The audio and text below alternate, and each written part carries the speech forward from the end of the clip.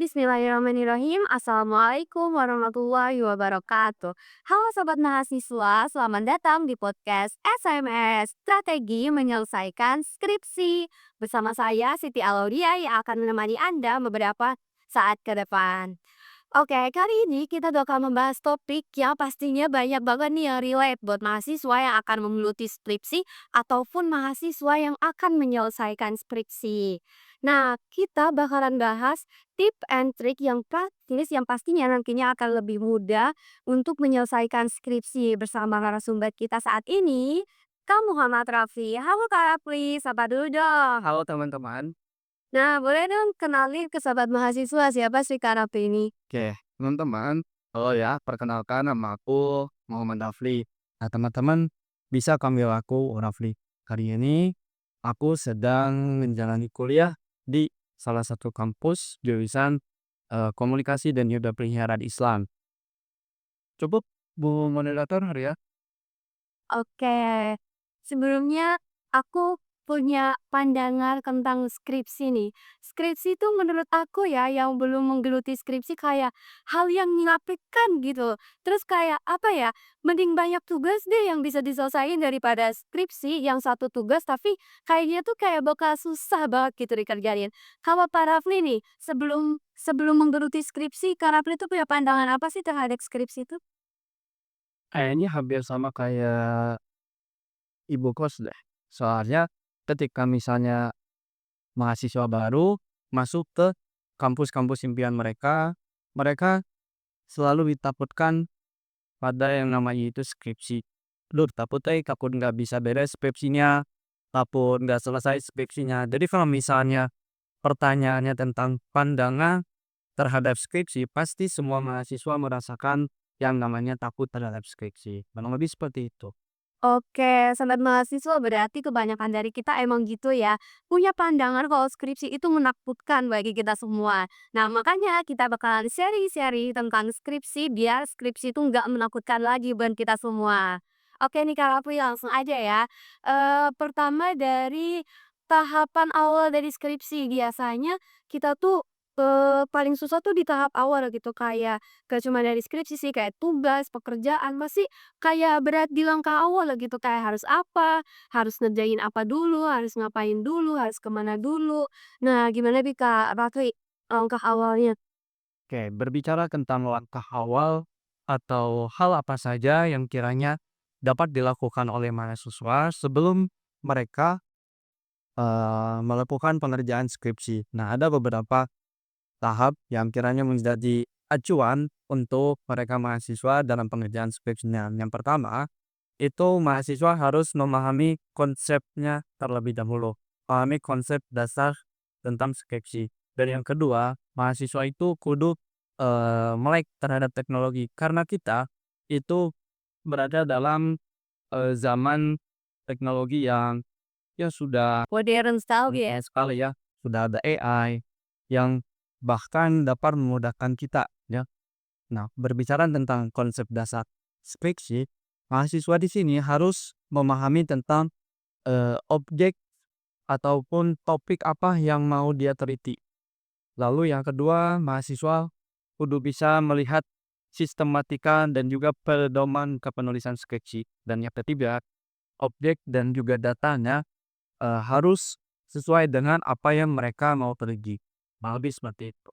Berarti kalau misalnya pedoman kayak gitu, itu udah harus menyesuaikan kampus ya? Dan setiap kampus tuh beda-beda nggak sih pedomannya Kak? Setiap kampus kiranya sepertinya sama untuk perihal pedoman kepenulisan skripsi. Cuman yang membedakan itu tentang bagaimana isi dari skripsinya itu sendiri. Oke, selanjutnya kalau tahap tawar udah biasanya nih di manajemen waktu yang susah ya. Walaupun makin semester atas tuh makin dikit gitu ya mata kuliahnya. Tapi kan kita kayak ada revisi, penulisan, ataupun analisis ke tempatnya seperti itu. Gimana sih Kak biar kita tuh nggak bentrok dan manajemen waktunya tuh bagus, lancar biar selesai skripsinya pun nggak terlalu lama gitu Kak. Tuh, ya banyak sekali hari ini mahasiswa yang acuh ataupun tak acuh terhadap skripsi mereka.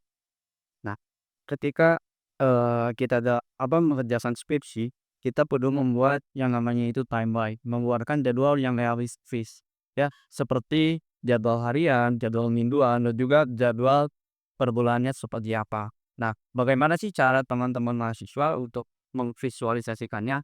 Nah, teman-teman mahasiswa bisa memvisualisasikannya dengan menggunakan kalender dan juga papan tulis. Lalu yang kedua ini, sisihkan waktu istirahat. Karena kalau misalnya kita ngerjain skripsi terus, nanti otak kita stres. Ya, sisihkanlah 10 menit atau beberapa menit yang kiranya cukup untuk me-refresh otak dari teman-teman mahasiswa. Terus paling yang terakhir, lebih ke lingkungan. Nah, kalau misalnya lingkungan teman-temannya sehat, maka penulisan ataupun pengerjaan skripsinya juga bakalan sehat. Artinya bakalan cepat dan juga tidak akan tertunda-tunda. Berbeda halnya dengan lingkungan teman-teman yang toksik, maka akan membuat, penulisan skripsinya itu menjadi lambat, kurang lebih seperti itu. Bener bener bener. Berarti, kalau menurut Kak Raffi sendiri, skripsi itu mending dikerjain kayak bareng-bareng sama temen gitu, biar ada temen diskusi, atau sendiri aja nih kalau Kak Raffi sendiri? Kayaknya kalau misalnya menulis skripsi, itu lebih baik sendiri. Mungkin, teman-teman ketika masuk dari pas awal jadi maba, itu teman-teman mikirnya, "Ah, aku mau bareng-bareng aja nanti sampai skripsian." Tapi nyatanya ataupun realitas sosial yang terjadi, itu berbeda. Ketika nanti teman-teman udah, berada di dalam tahap akhir, dalam tahap sidang, nanti teman-teman itu pasti bakal kehilangan, gitu, Kehilangan teman atau momen itu sendiri? kehilangan teman. Karena ketika sudah di akhir, mereka itu bakalan, "Ah, yang penting gue beres dulu, yang lain mah kalau enggak yang penting gue beres dulu." Pasti teman-teman yang lain tuh pada mikir gitu. Maka di sini saya merekomendasikan kalau misalnya, pengerjaan skripsi itu lebih baik dilakukan oleh diri sendiri, seperti itu. Oke. Kalau misalnya kita ngerjain sesuatu, kita tuh kayak suka stuck gitu di tengah jalan, kayak awal awal udah berat nih, tapi ketika awal udah nemu, kita tuh ngejalanin kayak, udah mulai enjoy nih, nanti pas di tengah-tengah kayak kita tuh menemukan kayak kebuntuan gitu. Kak Rafli pernah ngadepin itu nggak selama menyelesaikan skripsi? Pastinya pernah. Semua mahasiswa pasti pernah yang namanya itu stagnan dalam pengerjaan skripsinya. Nah, hal yang dilakukan dalam, menyembuhkan proses stuck ketika kita mengerjakan skripsi itu ya, mungkin beberapa ataupun orang-orang itu pasti beda caranya. Ada yang dengan mereka bekerja dan mendapatkan uang, mereka dapat me-refresh otak mereka, lalu kemudian mendapatkan reward kembali dalam pengerjaan skripsinya.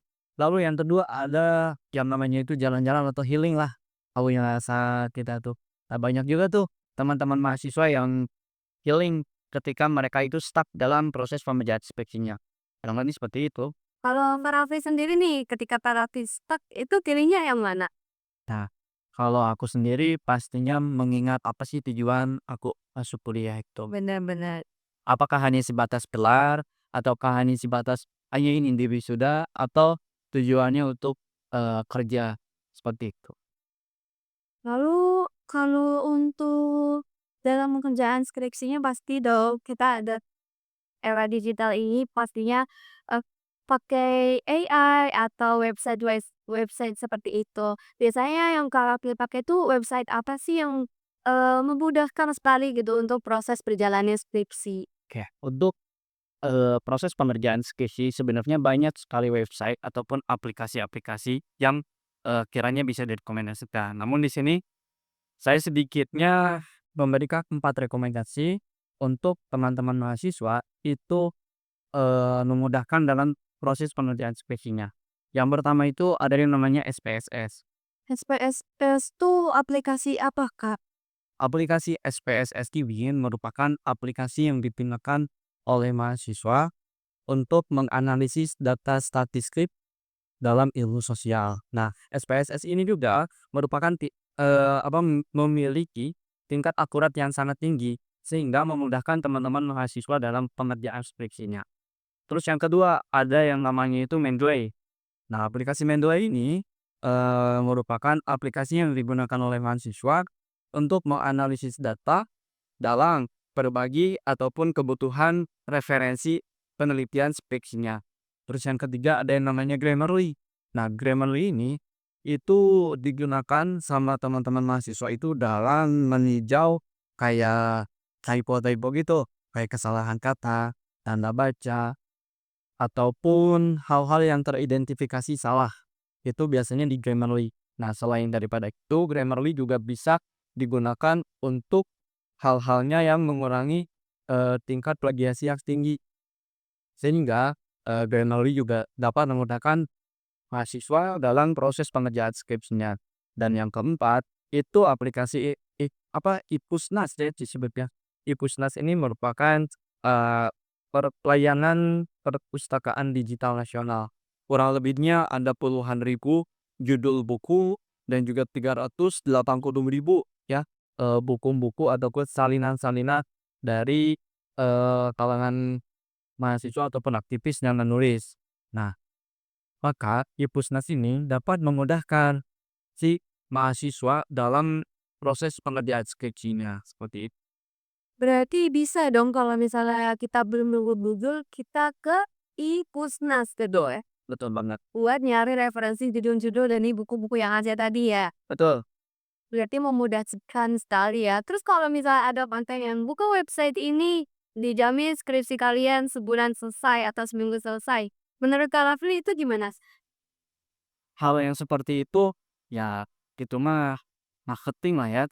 Marketing kalau misalnya kita mahasiswa kan, eee, tingkatannya beda gitu, berbeda dengan siswa. Yang namanya mahasiswa artinya kan mahal. Kalau misalnya kita disamakan dengan siswa, artinya kita tidak berpikir terlebih dahulu. Kalau misalnya mahasiswa ya berpikir terlebih dahulu. Ini benar nggak dapat membantu kita dalam seminggu selesai? Ini benar nggak dapat membantu kita dalam 5 hari selesai? Kan seperti itu. Iya, karena banyak sekarang konten-konten yang beredar, tapi sumbernya tuh nggak jelas gitu. Selesai, tapi kan nggak yang menjurus, terus nggak jelas gitu. Terus kalau misalnya udah seperti itu, kita tuh udah yakin gitu, judul kita tuh udah oke gitu, buat diajukan ke dosen lah ya, buat diajukan ke kommunity. Nah, biasanya tuh apa sih yang terlewat gitu? Yang terlewat ya, berarti apa sih yang membuat kita yakin ketika si judul skripsi ini tuh siap untuk diajukan.